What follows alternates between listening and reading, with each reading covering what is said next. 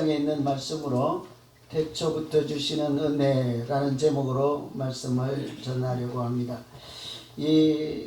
우리가 어릴 때 학교 다닐 때 다 한 번씩 들은 내용입니다만 소금 문명과 세계사를 이해하는 데 꼭 필요한 두 가지 큰 사조의 흐름이 있죠. 두 가지 큰 사상이라고 해도 되겠습니다. 하나는 그리스 로마를 중심으로 특히 아테네 아크로폴리스를 중심으로 하는 헬레니즘 사상이 있습니다.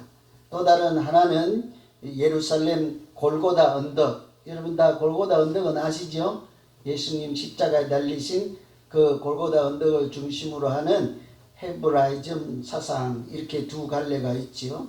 이 두 사조 또는 사상은 이렇게 서로 대립하기도 하고 또 서로 융합하기도 하면서 인류 역사를 거대한 이렇게 큰 흐름으로 만들어 온 것은 사실입니다. 그 중에 헬라 사람들은 모든 것을 사람 중심으로 생각을 하는 그런 사상을 가지고 있었죠. 모든 것이 세계가 또 자기들이 살아가는 가치관이나 이런 것들이 사람이 중심입니다. 그러다 보니 이성이 중요하고 논리가 중요하고 과학을 생각하고 그러다 보니 철학적 사고를 해서 철학이 발달하는 그런 세계관을 갖고 있었죠.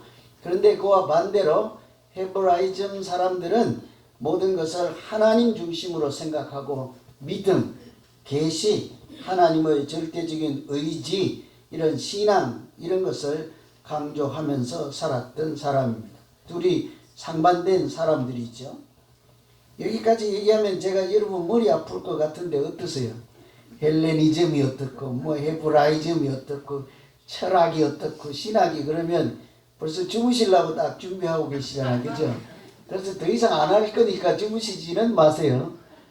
제가 이 시간에 철학 이런 신학 헬라니즘 헬레니즘 이런 얘기를 하려고 하는 것이 아니라 이 중에 헬라 사람, 헬레니즘 여기 있던 사람들이 당시에 사용하던 한 단어가 있어요. 근데 그것을 어렴풋이라도 좀 알면 요한복음 1장을 이해하는 데 도움이 되어서 제가 그 단어 하나는 소개해 드리려고 해요. 오늘 우리가 읽은 말씀 중에 요한복음 1장 1절에 보면 태초에 말씀이 계시니라, 이 말씀이 하나님과 함께 계셨으니 곧 그 말씀이 하나님이시니라 하잖아요. 기니까 다 빼고요.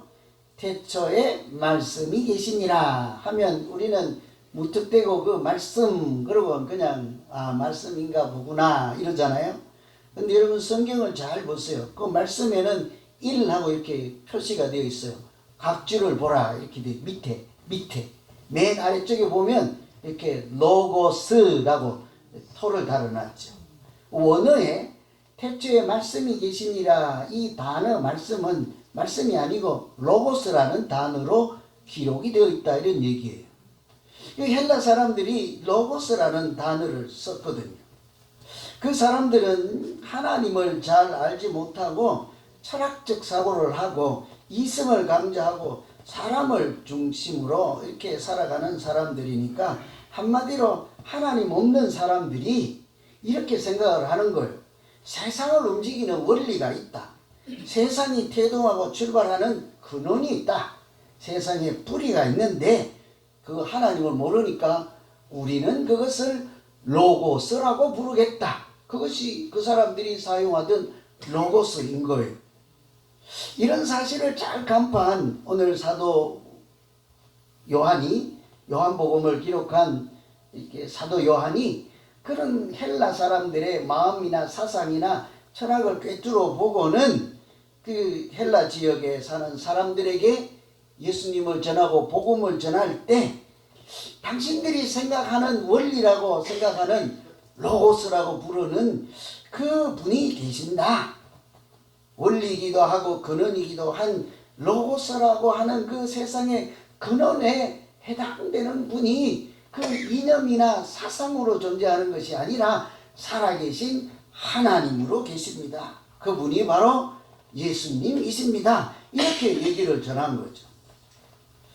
헬라 지역의 사람들이 알아들을 수 있는 단어를 사용해서 세상의 원리가 되시고 세상의 근원도 되시고 세상을 움직이시는 전능하신 하나님이신 예수 그리스도를 그렇게 소개를 한 거예요.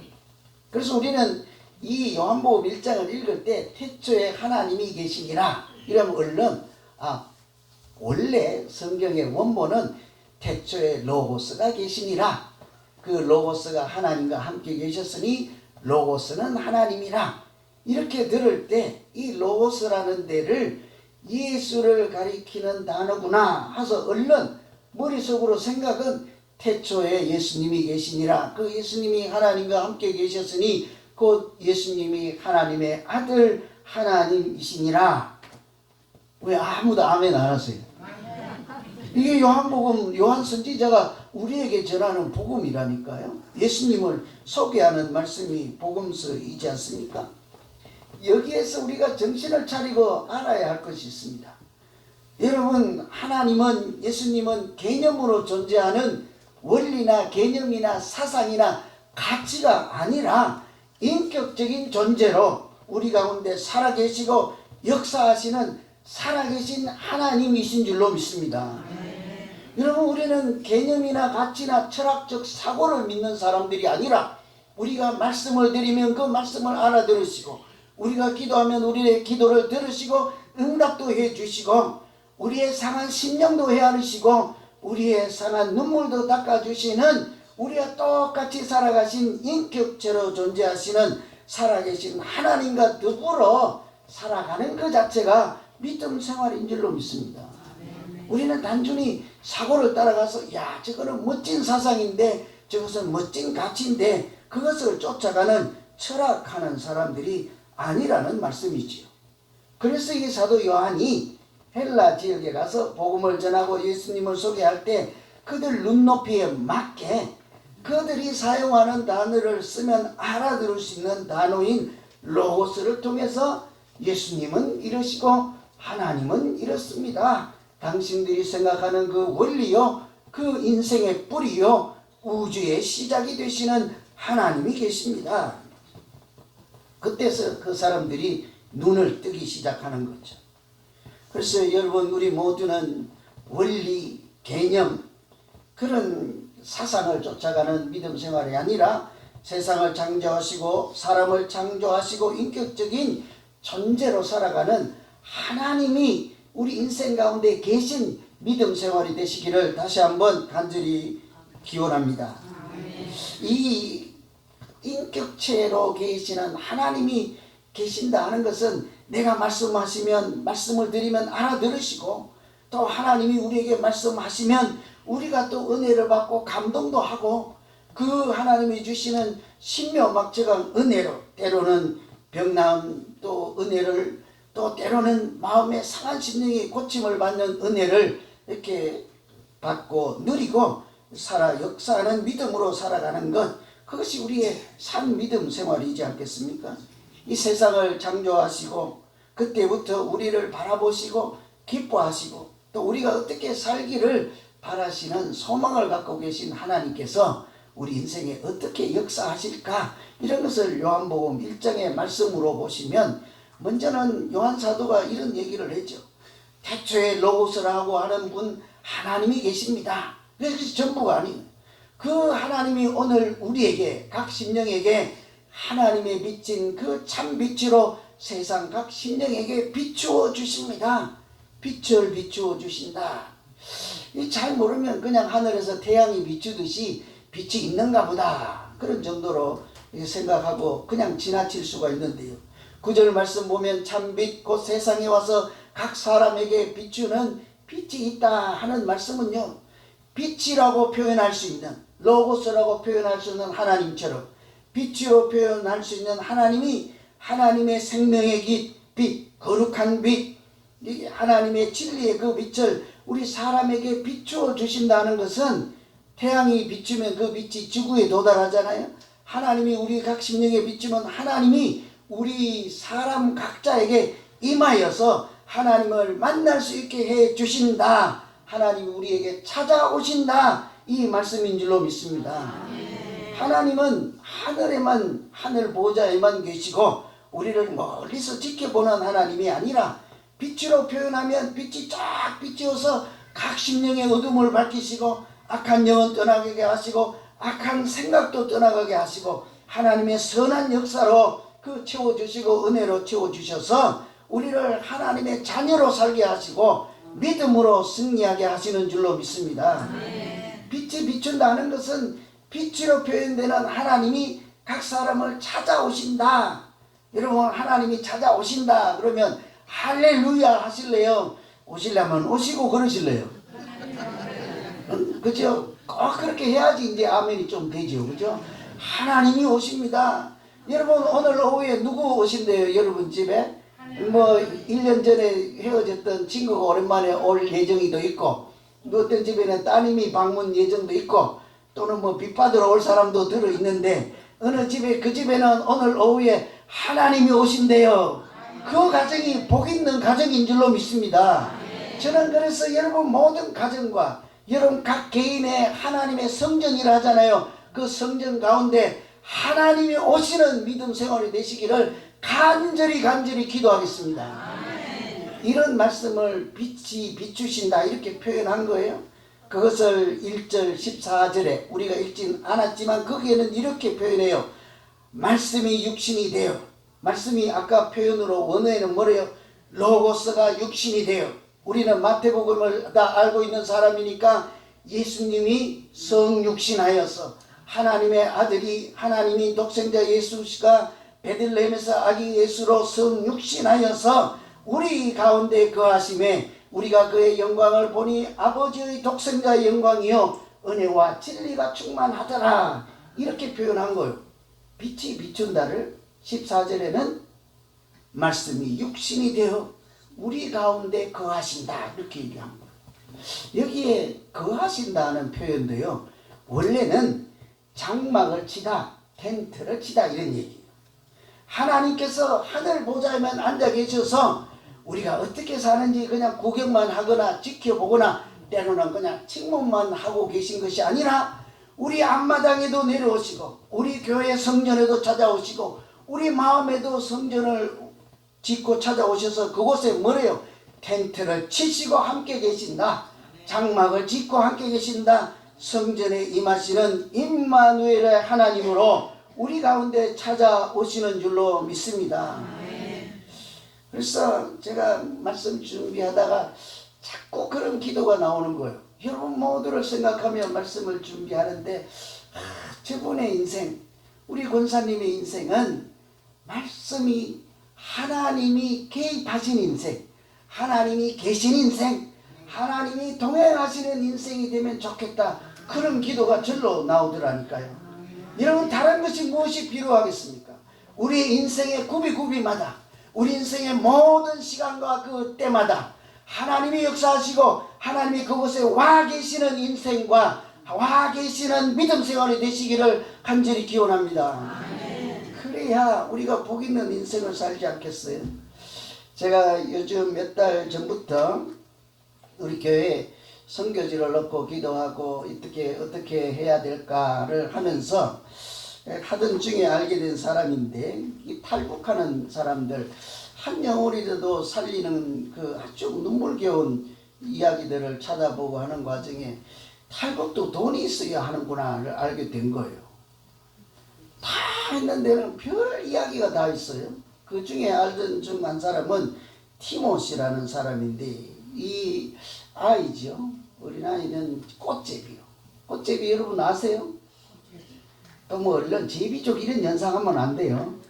꽃제비는 애기들이에요. 어린아이들. 부모도 안 계시고 이렇게 엄마나 아버지나 할머니 할아버지도 안 계시고 삼촌 아무도 의지할 데가 없어서 아주 7살 8살 9살 자기 생명을 자기가 보존하고 지켜나가야 되는 거예요. 뭐 울기도 하고 뭐 절망도 하고 있는데 배가 고프니까 하루 이틀이죠. 그래서 장마당이라고는 시장 같은 데 나가서 빵 파는 집에 앞에 가서 그냥 하루 종일 거기 앉아 있으면 그 주인이 불쌍해서 때로 그냥 남은 빵 조각 하나라도 건네주면 그날은 사는 거죠. 근데 여러분도 아시다시피 살기가 참 어렵잖아요. 그 주인도 알지만 자비를 베풀 수 있는 여력이 없으니까, 능력이 안 되니까 마음은 아파도 지나칠 때도 있고 그냥 그러잖아요. 그러면 어떻게 삽니까? 그러다가 도저히 안 되면 알면서도, 그러면 안 되는 것을 알면서도 주인이 한눈을 팔 때 뛰어가서 빵 하나 잡아쥐고 냈다 그냥 도망을 가는 거죠. 도망가면서 먹지 않겠습니까? 잡히면 그거라도 다시 줘야 되니까. 그렇게 사는 어린아이들이 꽃집이라고 하는데, 그렇게 살다가 탈북을 하고 잡혔어. 여러분, 탈북 한번 해서 압록강, 두만강 건너서 그냥 잡히면 죽음이잖아요. 총살이잖아요. 요즘은 한국 드라마를 봐도 또 음악을 들어도 이렇게 바로 공개 처형을 한대잖아요. 근데 이 아이는, 티모시라는 사람은 이번에 2번을 잡히게 된 거예요. 벌써 중국에 있는 감옥에 있는 중인데, 이 돌아가면 이제 북송하는 과정이 있는 거죠. 그 중에 이제 대기하고 감옥에 중에 있는데, 가면 죽는 걸 아는 거죠. 이번에는 이제 2번째니까. 그래서 감옥에 이제 한 5-6명 중국 이렇게 범죄 죄수들도 있고 한국 사람 죄수도 있고 여기저기 5-6명 있는데, 그 중에 같이 감옥에 들어있을 때 사람들이 다 밥을 주면 먹곤 하는데 얘는 울기만 하는 거예요. 밤낮으로 그냥 울기만 하는 거예요. 왜냐하면 이제 곧 넘어가기만 하면 다시 평양에 가면 죽어야 하는 운명이니까 자기 앞길을 알잖아요. 그 음식이 들어오겠습니까? 빵이 보이겠냐고요. 그걸 보니까 옆에 있던 한 사람이 보니까 얘는 먹지도 않고 계속 울기만 하니까 이상하잖아요. 무슨 사연이 있는가 물을 때 얘가 낯선 아저씨한테 자초지종을 다 얘기하는데, 나는 이제 죽는 것밖에 남지 않았습니다. 이렇게 얘기하니까 그 아저씨가 되게 초폭처럼 생긴 험상궂은 사람이래요. 왜냐하면 그 죄수들이 같이 갇힌 곳이니까. 그 아저씨가 다 듣고 나서 한국 조폭 출신인가 봐요. 말이 통했으니까. 다 듣고 나서는 여기 감옥에서 시간도 많으니까 그러면 울지 말고 이거라도 한번 읽어봐라. 혹시라도 하면서 읽어봐라는데 시커먼 책을 하나 준 거예요. 여러분, 감옥에서 시커먼 책 줬다. 무슨 책이에요? 만화책 그러려고 하죠. 성경책이지. 이 조폭이 성경책을 주면서 여기 시간도 많으니 그래도 이거라도 한번 읽어봐라. 혹시라도 하나님이 계시면 그래도 모르니까 기도해라. 얘가 이래나 저래나 죽는 것밖에 남지 않았으니까 정말 그거를 붙잡고 성경책을 펴서 읽으면서 기도를 했다는데요. 여기 10년 20년 다녀도 나 기도 못해 하는 분들이 절비한데, 얘가 그날 성경책 받고 뭔 기도를 하겠습니까? 그렇게 이렇게 한 거예요. 하나님 죽지 않게 해주세요. 아멘. 죽지 않게 해주세요. 아멘. 살려주세요. 아멘. 하나님 살려주세요. 아멘. 그거 다예요. 그런데 며칠 지나서 이렇게 누가 찾아왔는데 밖에 면회를 왔다. 자기는 꽃집이라는 것은 아무도 없는 거예요. 의지할 데도 없고 찾아올 사람도 없는데 누가 면회를 온다. 단 한 사람밖에 없잖아요. 이제 데리고 가서 이제 처형할 사람, 보위부라고 하는 사람, 여기는 말하는 경찰 같은 북한 그 사람들이 오겠거니 하고 이제 죽을 심정으로 나가는 거죠. 근데 저 복도 멀리에서 끝에서 오는데 보니까 그 사람들이 표정이 밝은 거예요. 환한 얼굴로 오고 있단 말이죠. 가까이 가서 보니까 대사관에서 나온 한국 대사관 한 사람, 국제기구에서 나온 외국인 한 사람, 표정 보고 내가 지금 죽으러 가는 길이 아니다 하는 것을 느꼈겠죠. 그러면서 그 사람이 만나자마자 하는 것이, 당신은 정말 운이 좋은 사람인가 봐요. 근데 하는 말이, 중국 정부가 그 당시에 국제적인 압력을 받아서 그 사람을 북한으로 돌려보내지 않고 제3국으로 추방해도 좋다는 허락이 떨어졌다. 너는 정말 운이 좋은 사람이구나. 이런 얘기를 하는 거예요. 근데 우리는 잘 놀라지도 않지만 그런 일은 전무후무한 일이에요. 여태까지 그런 일이 없었다는 거예요. 제3국으로 추방하는 북한이 중국 편이지 않습니까? 그 당시에 국제적인 행사가 있어가지고 그때만 특이하게 국제 여론을 의식할 수밖에 없는 그런 때라 삼국으로 추방해도 좋다 이런 허락을 받았다는 거예요. 여러분, 그래서 그 아이가 살아나게 되잖아요. 이게 그냥 우연일까요? 아니면 오늘 말씀처럼 하늘에 계신 하나님이 빛으로 표현해서 그 하나님의 거룩한 빛, 생명의 빛, 구원의 빛을 각 심령에게 비추어 주신다 하는 것처럼 감옥원의 말씀의 빛으로 찾아가시고 생명의 빛으로 찾아가서 아무도 의지할 땐 그 어린 영혼을 하나님의 손수 만나주시고 죽음 대신에 생명을 주시는 구원의 하나님인 줄로 믿습니다. 그렇게 역사하지 않았겠어요? 너무 신비한 일이니까. 그래서 이 어린애가 그때부터 하나님을 알게 된 거예요. 그래서 다 과정을 거쳐서 영국으로 망명해서 티모시라는 이름을 써서 유엔에 가서 북한의 인권에 대해서 연설을 하고 영국에서 공부를 열심히 해서 석사까지 나오고 지방선거에 출마해서 지금 아주 옛날하고는 다른 인생을 살게 된 거죠. 하나님이 빛을 비추어 주시면, 하나님의 구원의 빛을 비추어 주시고 긍휼의 빛을 비추어 주시면 누구라도 하나님께서 어린아이같이 아주 연약한 자라도 그 사람들을 들어서 하나님은 살아계신다, 로고스라는 사상이 아니라 인격체로 존재하시는 하나님이 계시고 그 하나님이 세상을 창조하실 뿐만 아니라 예수 그리스도를 보내서 우리를 구원하시는 하나님이 계신다. 우리는 그 하나님과 살아가고 있고 앞으로도 살아가는 상믿음으로 살아가는 모두 되시기를 간절히 기원합니다. 믿음은 추상적인 철학을 쫓아가는 것이 아니잖아요. 살아계신 하나님의 손을 붙잡고 하나님과 말씀을 나누고 하나님과 내 마음을 토로하고 하나님의 사랑을 내가 느끼고 감사와 이렇게 영광을 올려드리는 찬양을 부르며 그렇게 살아가는 우리 모두 되시기를 다시 한번 소망합니다. 두 번째는 그렇게 우리에게 빛을 비추시는 하나님께서 우리를 하나님의 자녀로 살게 하시죠. 오늘 12절에 보시면 영접하는 자 곧 그 이름을 믿는 자에게는 하나님의 자녀가 되는 권세를 주신다 그러죠. 믿는 자에게, 믿는다는 것은 예수를 영접하는 자예요. 믿는다는 것은 사상을 쫓아가고 철학을 추구하는 그냥 생각하는 사람이 아니라 예수를 나의 구주로 영접하는 사람이에요. 그런 사람에게는 하나님의 자녀가 되는 권세를 주신다 그렇죠. 여러분, 하나님은 우리에게 단순히 가까이 와서 계시지만 아니하고 우리를 어떻게 해요? 자녀가 되는 권세를 주시고 복 있는 인생을 살기를 원하시고 우리가 하나님이 주시는 권세를 사용하고 누리면서 살기를 원하시는 줄로 믿습니다. 태초부터 그랬다고. 처음부터 세상을 만들 때부터 하나님은 우리를 만들 때 하나님의 형상을 가진 존재로 만들고 하나님이 손수 만드신 그 작품 같은 우리를 보시고 얼마나 감격하시고 흐뭇해 하셨습니까?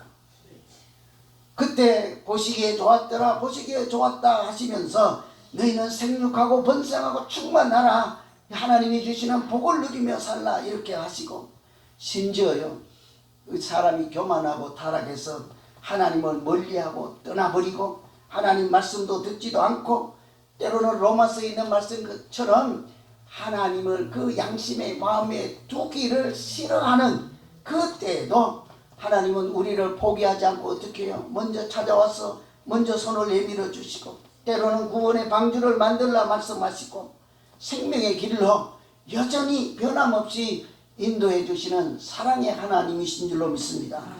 그 하나님이 똑같은 심정으로 오늘 우리에게는 이렇게 말씀하시는 거예요. 조금 전에 읽어드린 말씀, 영접하는 자, 곧 그 믿는 자에게는 하나님의 자녀가 되는 권세를 주시니라. 하나님이 우리에게 가까이 오시면 와서 그냥 가만히 계시지 않고 우리에게 권세를 주시는데 자녀가 되는 권세를 준다고 그랬잖아요. 권세하면 뭐 힘, 파워 아니면 높은 자리 이런 걸로 생각하는데 여기에서 권세라고 하는 것은 어떤 신분의 자격, 특권 이런 거. 예를 들면 여러분 왕의 아들, 왕이 아기를 낳으면 그 아기가 아직 피덩이잖아요. 그러나 태어나는 순간 그는 특별한 존재가 되지 않습니까? 누구예요? 다음 왕이 될 세자로서, 세손으로서 특별한 지위를 부여받게 되고 권세를 가지잖아요. 우리도 마찬가지라는 거예요. 예수를 영접하고 하나님의 자녀가 되는 그 순간에 우리에게 특별한 변화가 일어나는 것은 신분의 변화예요. 세상에 속하고 죄의 종노릇 하고 사탄의 종노릇하는 옛사람의 신분이 아니라 이제는 하나님께 속하고 하늘나라에 속한 특별한 신분의 권세를 가지고 살아가는, 하나님이 기뻐하시고 하나님이 사랑하는 자녀로 살아가는 권세를 우리에게 주시는 줄로 믿습니다. 가만히 오시는 것이 아니라 하나님의 자녀로 살도록 도와주시고 인도하시고 문제를 해결하시고 피할 길을 열어주시지 않겠습니까? 그래서 우리를 하나님을 아버지라고 부르게 하시죠. 여러분, 하나님을 아버지 이렇게 부를 때마다 좀 가슴이 뭉클뭉클 하십니까? 어때요? 그냥 맹숭맹숭 하십니까? 네? 가끔 이렇게 아버지에게 과거에 안 좋은 추억이 있는 사람들 있잖아요. 그러면 하나님을 아버지라고 부르는 게 어려울 거예요.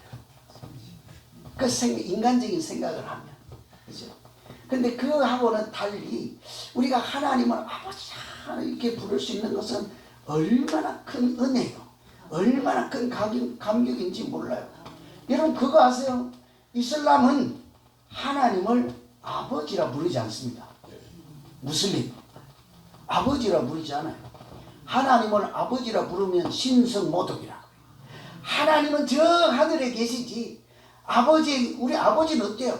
내가 말씀드리면 말씀을 들어주고, 어린이날 같은 오늘날 같은 선물 사주세요 하면 선물도 사주시고, 때로는 꽃제비처럼 먹을 것이 없을 때는 자기 입에 들어가던 음식도 콩 한 조각도 빼서 나는 배부르다 하고 우리에게 주시는 분이 아버지이시지 않겠습니까? 그 아버지를 우리는 이렇게 만나려면요, 비자를 내고 여권을 만들어서 비행기를 타고 만나는 것이 아니라 언제든지 찾아가서 불쑥불쑥 찾아가서 아버지 내가 이런 고통이 있고 아픔이 있고 그럴 때마다 비자는 받았니? 그러지 않는다고. 언제든지 방문을 열어놓고 마음문을 열어놓고 만나서 내 아픈 사연을 이야기하고 도움을 요청하고 만날 수 있는 분이 아버지이잖아요. 우리는 하나님을 그렇게 만나지 저 하늘에서 무서워서 그냥 심판만 하고 징계만 하는 하나님이라 아예 하나님 아버지라는 이름도 사용하지 않는 그런 사람들이 아니라는 거예요. 그것뿐입니까? 하나님은 우리가 그런 자녀로 누릴 수 있는 권세를 다 주시기도 하지만 아들이라고 하는 것은, 자녀라고 하는 것은 부모의, 아버지의 상속권을 가진 사람이잖아요. 그 신분이 자녀라는 신분이지 않습니까? 하나님은 우리를 하늘의 상속자라 그렇게 얘기하시면서 하나님만 주실 수 있는 평안을 주시고 하늘에서 주시는 위로도 주시고 희락을 주시고 영원한 생명을 주시는 약속까지 해주시면서 너희가 하나님 나라의 상속자니라 이렇게 말씀해 주시잖아요. 그러니 여러분, 세상의 사람들이 좀 비난하고 욕을 하거들라 그때마다요, 정신을 차리고 맞짱 뜨려고 싸우려고 하지 마시고 뭐라고 해도 너는 몰라도 나는 안다. 뭘요? 나는 하나님의 자녀니라. 하나님이 기뻐하시고 하나님이 사랑하는 자녀니라. 너 왜 그거 몰라? 그래야 되지 않겠습니까? 나만 그럴게요. 그러면 여러분은 하지 마시고. 여러분 좀 두려움이 찾아오려면 뭐래요? 하나님을 아버지라 부르는 그런 자격을 주셨으니 하나님 앞에 나가서 언제든지 기도로 말씀하시고 하나님 이렇게 도와주십시오. 아까 안 되면 그렇게 해요. 아까 디모시가 뭐래요? 아무것도 아니고 하나님 살려주세요 하면, 하나님 이번만 살려주세요 하면 죽지 않게 해주세요 아멘. 이게 본래 기도예요. 죽지 않게 해주세요 아멘. 하나님이 그 소리조차 들으시고 세상 사람들이 할 수 있는 생명의 길로 인도해 주실 것입니다. 사탄이 미혹하고 어떤 일이 있거들랑 사탄아 물러가라, 예수 이름으로 명하노니 사탄아 물러가라. 악한 영과 악한 생각은 내 삶에서, 내 가정에서, 내 주에서 떠나가라. 그렇게 외치고 선포할 때마다 하나님께서 자녀에게만 주시는 특별한 사랑과 역사로 인도하시고 함께 하실 줄로 믿습니다. 이런 권세로 살아가는 것이 예수 믿는 거죠. 여러분, 유명한 화가들이 이런 종이에 이렇게 그림을 그리고 낙인을 탁 짓잖아요. 그 순간 이거는 종이 한 장 값이에요, 아니면 천정부지로 값으로 매길 수 없는 그의 작품이 됩니까? 누구의 도장이 찍혔느냐에 따라 달라지잖아요. 그 순간에 달라지는 거예요. 여러분, 하나님은 우리에게 성령으로 일을 주셔서 너는 내 사랑하는 자녀라, 이렇게 자녀가 되는 권세를 주신다 하지 않아요? 누가 물으면 자꾸 그러세요. 하나님의 성령으로 인주 주셔서 이래봐도 내가 보배 같은 사람이야, 보배 같은 믿음이 있는 사람이야, 그런 자신감 있는 믿음으로 살아갈 때마다 하나님께서 우리 인생의 노트에 오늘 또 낙관을 찍어주시고 하나님의 이름을 새겨주시고 예수 이름을 새겨주셔서 우리가 정말 귀한 하나님의 자녀로 살게 하시고 권세가 있는 믿음으로 살게 하시고 가까이 와서 날마다 빛으로 비추어 주셔서 하나님께 영광을 돌리고도 남는 우리 모두, 또 우리의 믿음 생활, 우리 교회가 되시기를, 여러분의 가정이 되시기를 다시 한번 간절히 기원합니다. 기도하겠습니다. 하나님 아버지,